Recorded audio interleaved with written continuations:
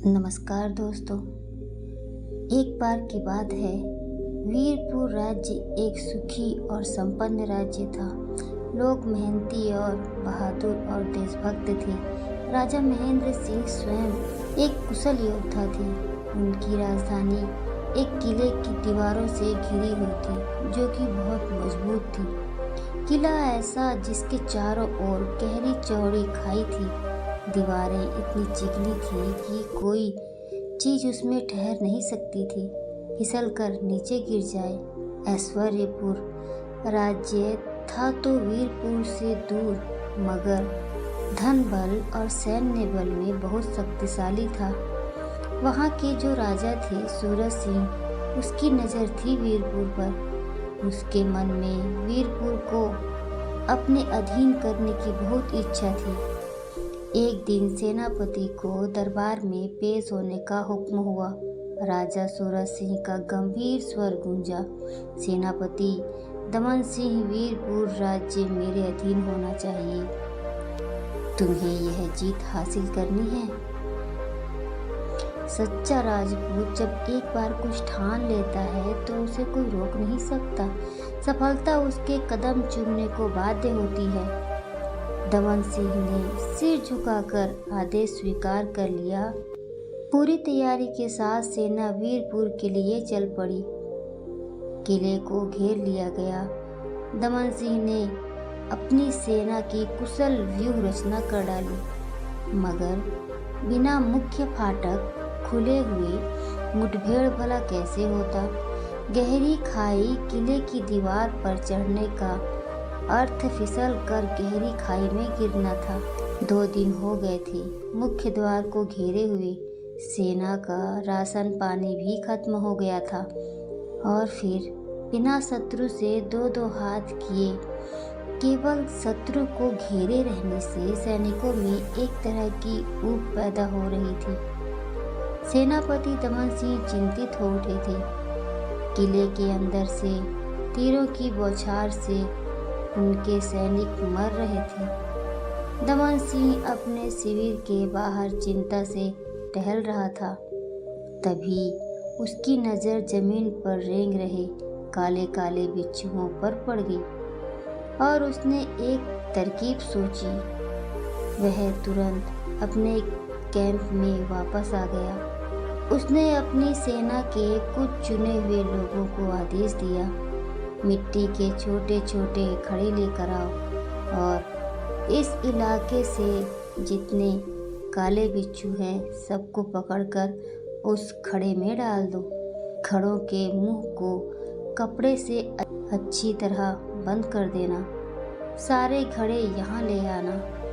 सैनिक इस कार्रवाई का उद्देश्य समझ नहीं पा रहे थे, मगर सेना को तो अपने अफसर के आदेश का पालन करना ही था। सैनिक सारे इलाके में फैल गए, और 1 घंटे के अंदर कई घड़े तैयार हो गए। अब सेनापति ने वे घड़े किले के मुख्य द्वार पर तैनात वीरपुर की सेना पर फेंकवा दिए। घड़े फूटते ही बिच्छू बाहर निकले और सैनिकों को डंक मारने लगे। दर्द से व्याकुल सैनिक किले का फाटक खोलने के लिए उधर ही भागे। वीरपुर का सेनापति वहीं था। उसके होश उड़ गए, पर थोड़ी ही देर में भगदड़ का कारण समझते ही वह जोर से चिल्लाया, बहादुरों, किले का फाटक मत खोलना। तुम्हें जन्म देते समय तुम्हारी माँ ने और पालने में इस देश की मिट्टी ने इससे भी ज़्यादा दर्द सहा है। हिम्मत से काम लेना, मेरे अगले हुक्म का इंतज़ार करना। सेनापति की कड़कदार आवाज़ सुनकर दर्द से व्याकुल सैनिक वहीं रुक गए। अपना सारा दर्द भूलकर बिल्कुल शांत हो गए। बिच्छू के डंक की लहर बहुत भयंकर होती है। वीरपुर के बाके जवान यह दर्द भी झेलने को तैयार हो गए। इधर वीरपुर के सेनापति ने सोचा, अपने देश की रक्षा के लिए हमें अपने जान की बाजी लगानी ही पड़ेगी। दुश्मन की चाल का जवाब हमें उन्हीं की योजना के अनुसार देना होगा।